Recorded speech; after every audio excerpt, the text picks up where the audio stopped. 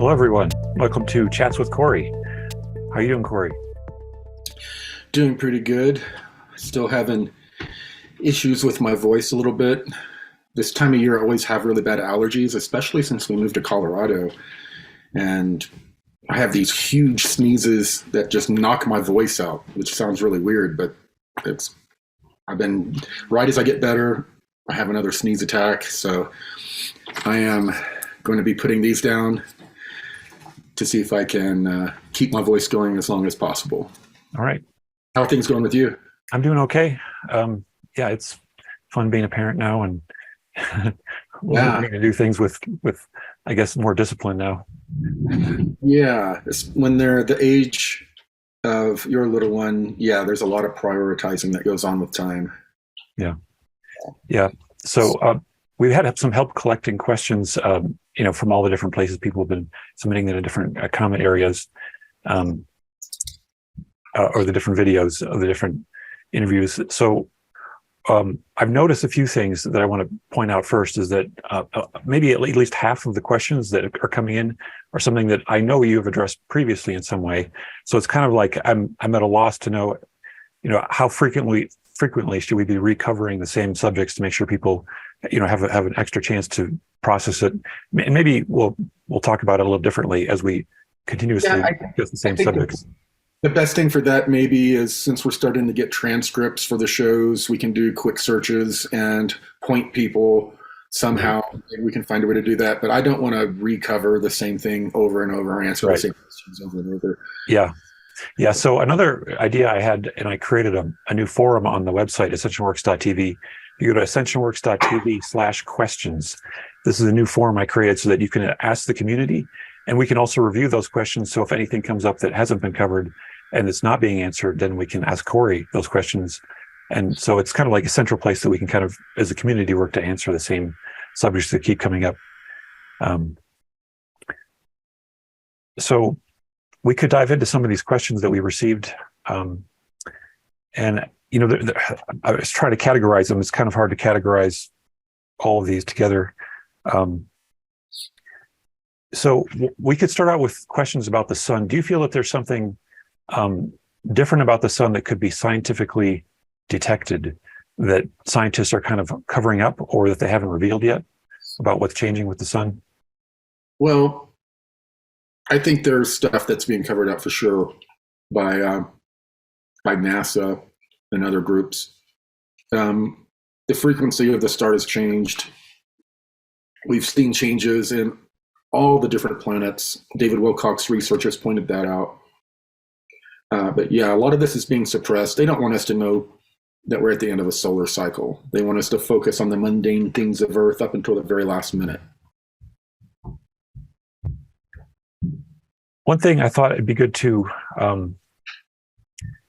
clarify is that you mentioned a map in the past. I don't know if you've mentioned it publicly. Is there a map that people could look at to get your best guess sense of what is a safer place, what's likely to be inundated by floods? I think the easiest answer for that, and sorry, I have this, it's a huge throat lozenge. Go to Suspicious Observers YouTube channel and do a search for safe places, because he points out all the different places on the globe where safe places are. Okay. Yep. Do you know anything about specifically, like, if people have implants in their bodies, or I should say, not implants, but like medical devices, titanium in their joints? Is that, I think we've mentioned this maybe once before, but do people need to? It's like, that's one of the biggest things that comes over and over and over I get asked about is, if I have a titanium knee joint, or I have this, or a screw in my leg, or whatever, yeah, you're going to have some issues. If it conducts electricity, you're going to have some issues. I see. Yeah. But, I think those issues, like if you have a titanium joint or whatever,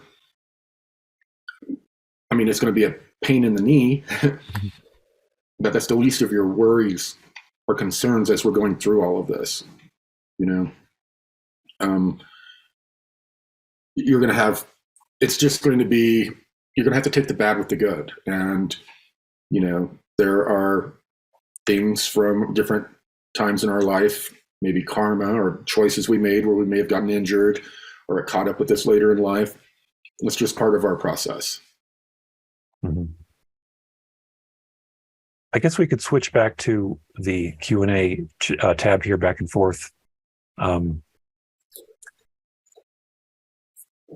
Looks like Todd asked about dimension versus density. Are there changes in dimensions as the change in density occurs? I mean, is there anything that is different between your understanding of dimensions and densities? Dimensions are physical places. Densities are energetic levels of consciousness. When they're talking about fourth density, fifth density consciousness, has nothing to do with fourth, fifth, or sixth dimensions. Nothing to do with it. And everyone kind of intertwines the two meanings. But yeah, that's my best answer on that. So this question is, Todd asked about happening in an instant versus progression, if something is going to change in an instant. And I know we've discussed this in different ways, that there'll be gradual changes, and after the solar event happens, do you feel that the amount of things that changed instantly is relatively small compared to the amount of things that are changing gradually? It's kind of, the solar event is like the big catalyst that causes everything to change. Some things change quickly, some things change over hundreds of years, but the solar event is basically the catalyst that kicks it all off. And through society, and we have a lot to work through. It's not going to be in the twinkling of an eye, all of a sudden we're like, oh, as being this race of human, I've gotten over all of the generational trauma of slavery and abuse and all of this other stuff. It's gone. Wow. We're a whole new It's not how it is. It takes it'll be a generational thing. And other things like the connection that we have with other people will happen almost instantaneous, but we will all interpret it differently. And for some of us, it won't be a good thing. For others, it will be a very exciting thing. Some people don't like the idea of not being able to hide their insecurities and who and what they really are. So we could switch now to some subjects around your latest updates about implants, and how many ET groups are involved in treaties with Earth governments? Earth governments, different governments, even third world countries might have connections with different groups. So I can't really answer that one because different countries have different relationships with different groups and different numbers of groups. But the collective planetary government, the interplanetary corporate conglomerate, is in trade with over 900 different star systems. So do you feel that there are some governments that are kind of left out of the loop, and some governments of the Earth are kind of like going along with other governments in certain treaties? Yeah. Each government has people in it that have different levels of awareness and connection, for sure. And I suppose the connection to the officially recognized government versus a secret government is kind of an issue in every country, where people kind of lose control of the issue. Every country at the top has corruption, and that corruption is basically a syndicate of unknown people that really run things. And that's just the way humans apparently run their civilizations, no matter where it is on the planet. And I believe that you already answered the question about the not knowing the percentage of humanity that's implanted. This person also was asking how many kinds of ET groups are involved in the implants, and are there positive and negative implants, or is it just different agendas? Yeah, the positive groups don't use implants, but there are many different groups that come here and tag us for any number of different reasons. Some of them are, incarnating. Some of their crew members are incarnating here to do a mission or gain an experience, and they tag them so that they can follow them through life. There's a lot of reasons. They tag animals too in their studies. Mm-hmm. Well, let's switch back to the Q&A here. Luis asks, Corey, you have mentioned previously that just before the solar micronova, we will have a loved one appearing before us and telling us not to worry about what's about to happen, and then the event is imminent. How many hours or days will we have before the solar event happens? I think this was about the bleed through of the dimensions. We can see the dead people. I think it's as it's happening. It's just right. There's not a whole lot of time. It's doing something to the fabric of reality as it's happening. And during that time, the veil is thinned so much that you will be able to interact with and see family members that have passed who are acting as your guardians, and also other spiritual beings that are acting as your guardians. You will, the veil thins, and you will be able, people will see and have communications with family members that have passed on. When that happens, that means if that gets reported across the planet on the news, that means it's imminent, like very imminent. I also remember you mentioning that you're waiting to see if an asteroid runs into the Pacific Ocean, because that was something that you were shown by the Anshar. Were you shown that by anyone else besides the Anshar? No, I was shown it, a meteor exploding over the Pacific Ocean, like they call it an airburst or something like that. It explodes in the air. And the shockwave caused a small tsunami, or caused tsunami alerts. I don't know if they were actually real tsunamis, but that's what I was shown. I was shown it kind of in a news, like they were showing me a news. And that seemed like it was relatively close to before the event happens.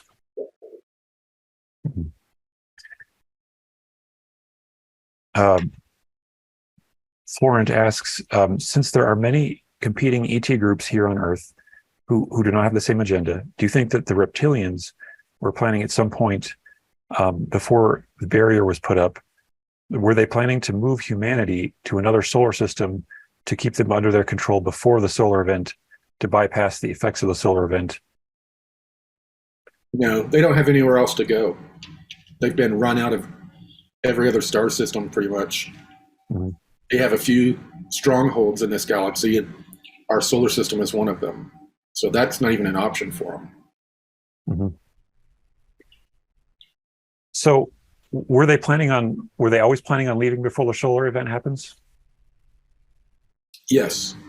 They were planning, some of the groups were planning on leaving before the solar event happens.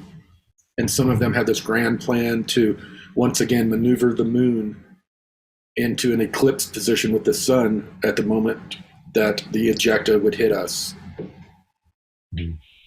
to try to protect the planet. And as much of the technology from their AI, the AI civilization that they want to create, they want to actually use that event that causes Earth to lose all electricity, and most of the ejecta is protected. The moon protects the Earth for most of the ejecta, and they're like our heroes now. And they come down and we moved heaven. We moved the heavens to protect the Earth, and bring us onto a timeline that is still a possible timeline. It's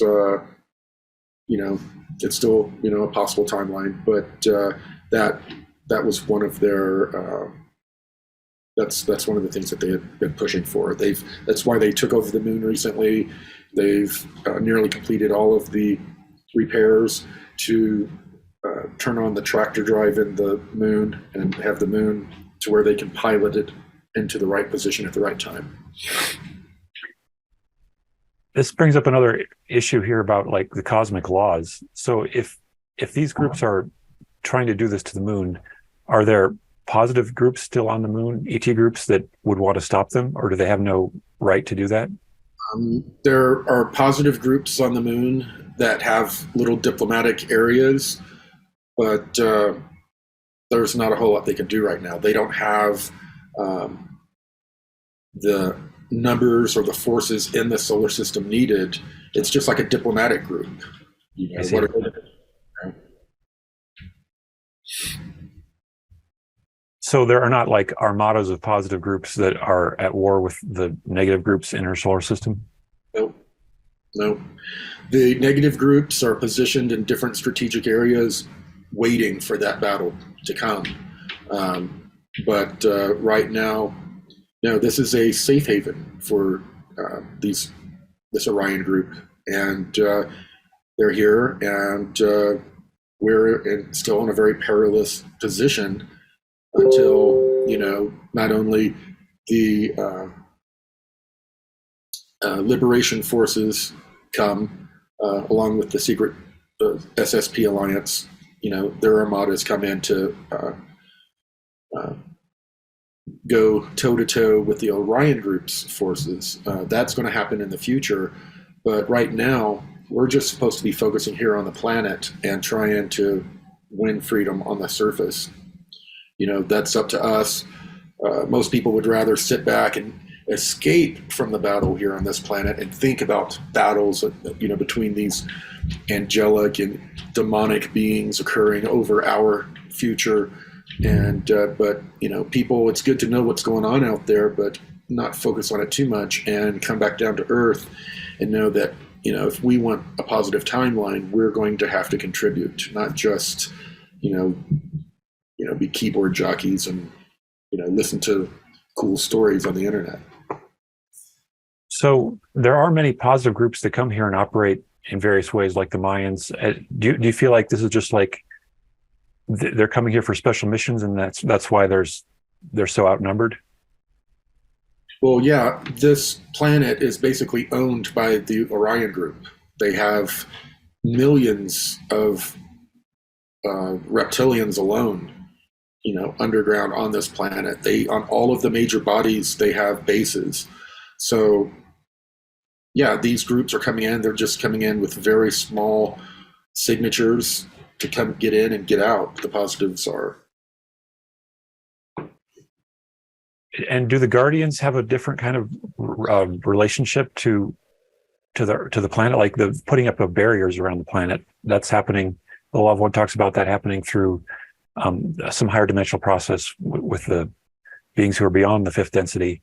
Yeah, but they're dealing with higher density things that we can like try to speculate and talk about, but we don't have the ability to understand. So, I mean, it's nice to know that there are like these angelic realm things going on between good and evil, but it's fifth density down that we really need to care about, because otherwise it's just almost religious hyperbole to talk about what these sixth, seventh, and higher density beings are doing, because we're just going to put human terms and ideas to stuff that, and it's not going to be accurate. I see. It probably won't make a lot of sense if we're seeing war in the skies to try to say, why aren't there angels intervening, I suppose, because we've always been at war on this planet. And so you've talked about like is the ICC ever at war with reptilians? You've talked about ships in the past being at war over the skies of Antarctica or something like that. The ICC and the reptilians are allies. Mm-hmm. The ICC are very strong allies with the Orion Group. The Orion Group have advisors on bases, and all the other ET groups know it. They know that, you know, when they come here, they're coming to like an extension of the Orion Empire. Mm-hmm. And when they come here, they act as if they're in any other part of the galaxy that is Orion Empire. That you go in there, you behave a certain way, you do certain, you know, you have a certain protocol. And unfortunately, our planetary system is considered part of this empire that's collapsing.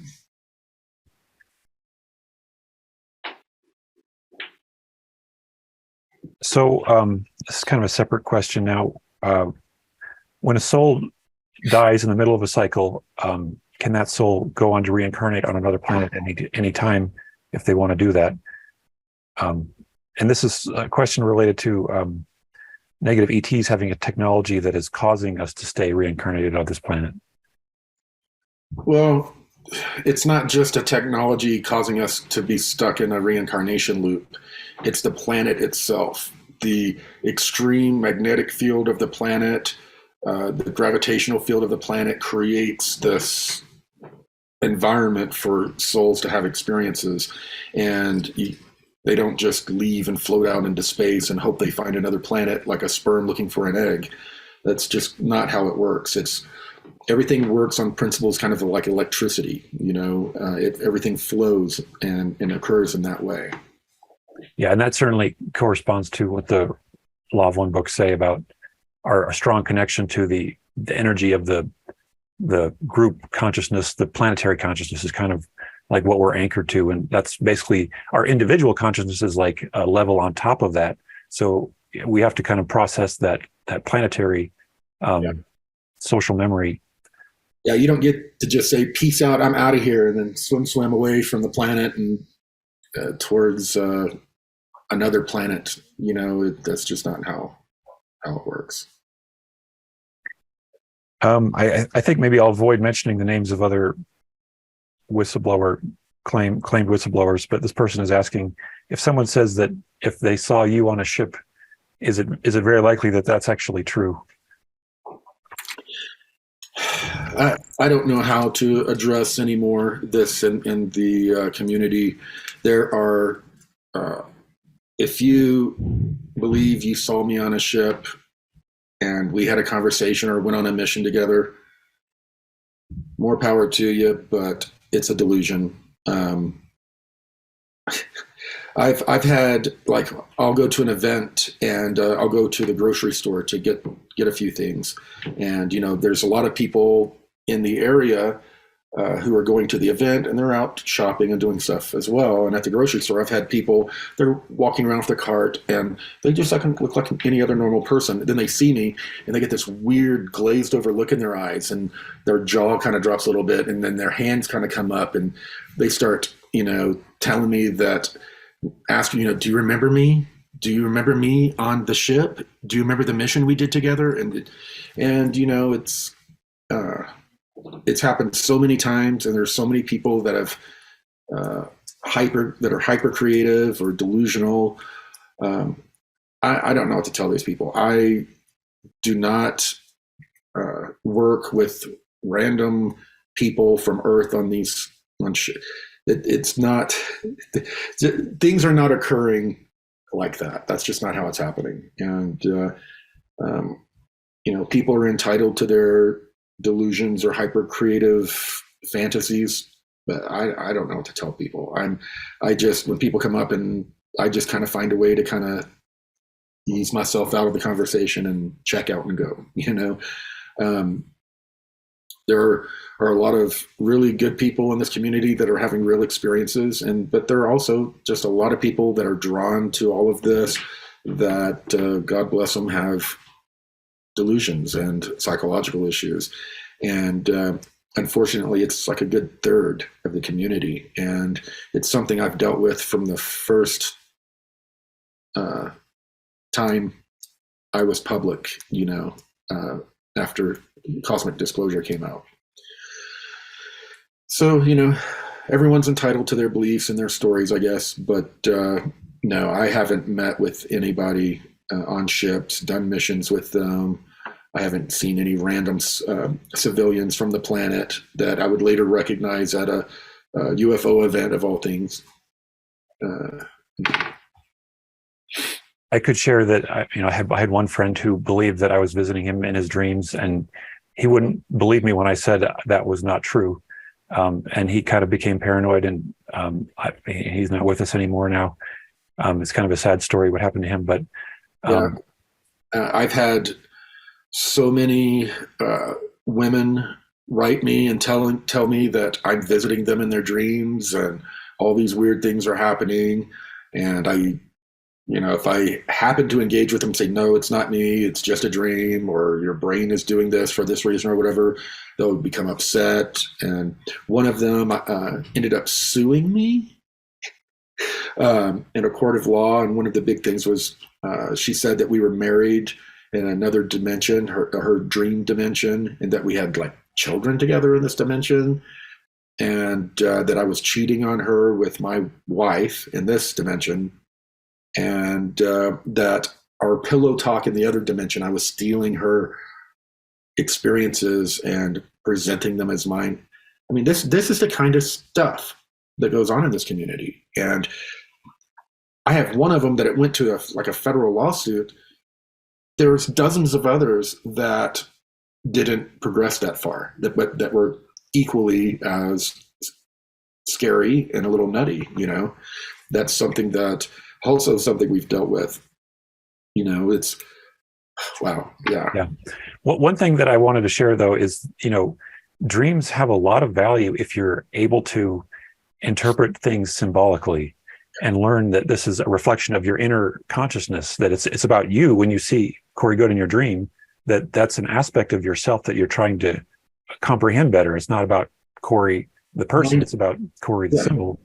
Your mind is using me as an avatar, and your subconscious is trying to work things out with your conscious state, and it uses dreams and even symbols and avatars of different things in those dreams. People that are unable to determine that dreams are really dreams, they feel like it's really real and happening in another dimension and all of that, that's a whole different issue. We can switch to question here, completely separate topic. Luis is asking, will the Global Galactic League of Nations play a role after the solar event, after we're liberated? Will they still be around helping us?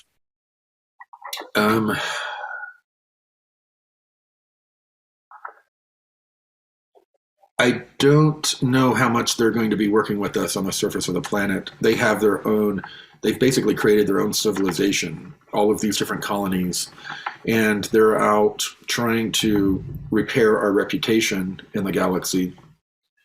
A lot of people aren't very happy that humans have a horrible, horrible reputation in this galaxy. We're not known as these poor light beings that are just so suppressed.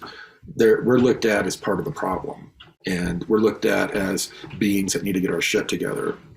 So, and we've caused crimes against humanity and other star systems because the worst of us happen to go out there first. So there's a lot of damage that they have been trying to repair, and just to be able and this is purely selfish for them. They have hundreds of colonies that need to do trade and have good relations with other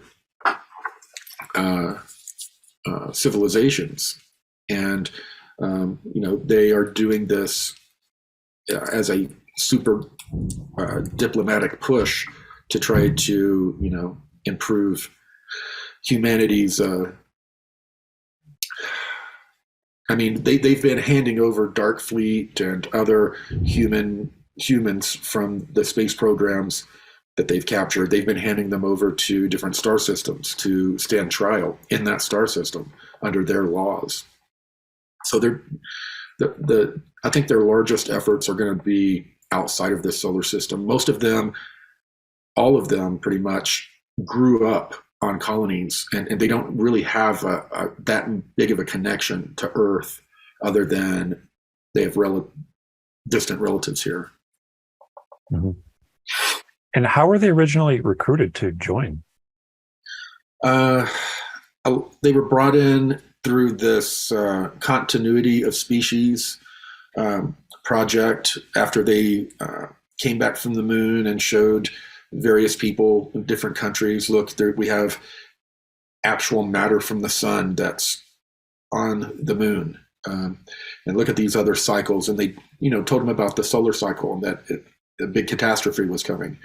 So all of the countries put 1% of their GDP into building underground bases and colonizing other planets. And that's what the Global Galactic League of Nations was created for. And they secretly brought the brightest people on Earth off planet over, decades. And those people, had offspring, and those people had offspring, and they created, a whole new civilization. One person asked here, I believe we're getting to the questions that were posted on YouTube now. So you've mentioned a timeline where there are battles being fought and won by the positive groups in the future. Since this intel is being shared with us, it's also being shared with the negative ETs. Does this give them a chance to prepare? Is this not a good idea to give them this information? No, and people keep saying, you're giving them information. They have like so many years, and they're stuck here in the star system, and they have a certain amount of years before the sun pops. So they are in crisis mode, and nothing they do is really going to be able to stop the armadas that are coming in leading up to the solar flash. So yeah, they can react, and but these beings have the ability to look into the future and to peer, they know this stuff. The negative ETs knew the possible different timelines and what could happen before I was even told. So nothing I say is going to screw up what's going on unless I give actual operational information, which I'm not given. I'm not given that information because I could be abducted and they could grab the information from my brain easily. We have one question that I believe here is they're conflating the SSP Alliance and the Earth Alliance, and they're wondering how you're getting the updates.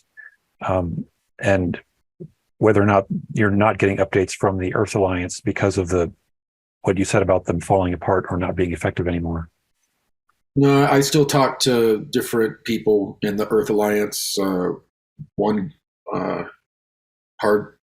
faction of the Earth Alliance is actually going to be helping me do a documentary, believe it or not, and some of them are going to be in the documentary.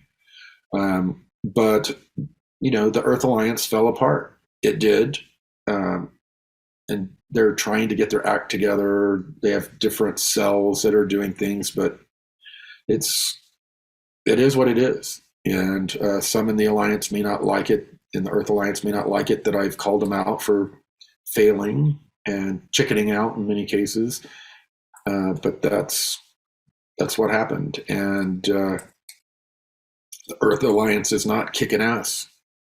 They're not freeing people in underground bases. They are not, none of this stuff that's other people are reporting. It's not happening. They're in disarray. They're doing what they can, but even they know that it's going to be up to the population of Earth. There's not going to be a strategic military campaign that's going to free us on the planet. It's going to be people finally rising up from the general population. And, the Earth Alliance isn't going to save us. They made big claims, and a lot of us put ourselves out there expecting them to do what they said, but they didn't do it. And they can't. They just don't have the ability to do all these things people are saying. The only thing that can really make a change is for the general population to rise up in mass, not just people, truckers here. People always say, Corey, why do you say this? We had the truckers stand up over here. Were you at the truckers? No, they were doing a good job. I was rooting them on from home. I hear all of that a lot, and it's a little sickening to me it's like what I'm saying is not soaking in. It's only going to be when everyone says, F this. I see what's going on, enough of this, and gets out into the streets in mass. That's the only thing that's really going to set us onto a positive timeline or change things here on the planet. Sitting around and listening to stories about what ETs are doing off in different star systems or on the moon, that just becomes entertainment and a distraction from the real battle that we're supposed to be fighting. So do you think the battle is partly political? Should people be running for office and things like that? No, I don't think there's going to be a political solution to this. I think it's just going to have to be people standing up and stop going to work. Just society coming to a complete halt. That's what happened on Mika's planet, on many other planets, and that's that. A war is not going to do it. An election is not going to do it. It's going to have to be everyone standing up en masse. It does seem as though all the power is kind of been centralized around, well, money, of course. We've given over all of our power by saying these people have all the money and most people haven't none of the money. Well, they created a civilization based around a monetary system and goods and services and all of this. And as humans, we're just like, oh, okay, well, yeah, that works, because then I'm able to do this and so we go along with it. And that's what people on the planet don't understand. When the ETs are saying, we can't come down and liberate you and help you because you're getting what you asked for. You're getting what you want. You're participating in this. And people are like, no, I don't consent. No, bullshit. You are part of the system. You are consenting by being a part of the system. And it's only when everyone just brings the system to a complete halt by not participating in it. And, they created a nice little model, like a little video game, and attracted all these little players to come in and play in this system. And the system has taken over the planet, and we're contributing to it, each and every one of us, me, everyone. So you can yell, I don't consent, all you want, but you're consenting. You're consenting. And we all are, and we're all consenting to this civilization. And we're all responsible for this shitty civilization. No matter, you call yourself a light worker or whatever, we're all responsible. And ETs aren't going to come down and save us. Military factions aren't going to rise up and goose step people, to the gallows that have been running this planet in an evil way. It's going to have to be us. The people who are participating in it are going to have to stop. And that's it. It's that simple. But people just don't get it. I don't know why. My voice, it's really starting to die. All right, we can do just a few more. Maybe two. All right. Why does the Super Federation allow planets like ours to be covertly interfered with at such serious levels of manipulation and deceit? Well, it's not that you, instead of that question, you should ask, why do humans on the planet allow these groups to come in and do these evil things? If we open the door and let them in, that's on us. And the super federations aren't, local police that, if according to common law, we're cool with it. We're going along with all of this BS. And we have for many, many, many, many generations, and there's no sign that we're going to change anytime soon. So why should the Super Federation become karmically entangled with a civilization that is itself corrupt? So on Mika's planet, what was the length of time after the uprising happened and the solar event happened on their planet, in between those? I can't remember. It might have been quite a longer period of time. I would have to look over that information again. That was so long ago. But yeah, they stood up and had their moment of defiance against their cabal before their solar event, and they were looking forward to their solar event. They knew it was going to be an overall positive thing, even though it caused a lot of problems on their planet while it happened. They understood the benefit of the cycle. And that's probably the last one I can do. Okay. All right. Well, thank you for your time. And I know that we can keep some of these questions for future sessions. And as I said before, you can keep on asking your questions. And I recommend people ask them also on the website I mentioned, ascensionworks.tv/questions. And that's a place where we can all kind of review them and discuss them. Yep. Sounds good. Sounds good. And thank everyone for tuning in. I appreciate it, and I look forward to answering more of your questions in the future. All right. Thank you, guys.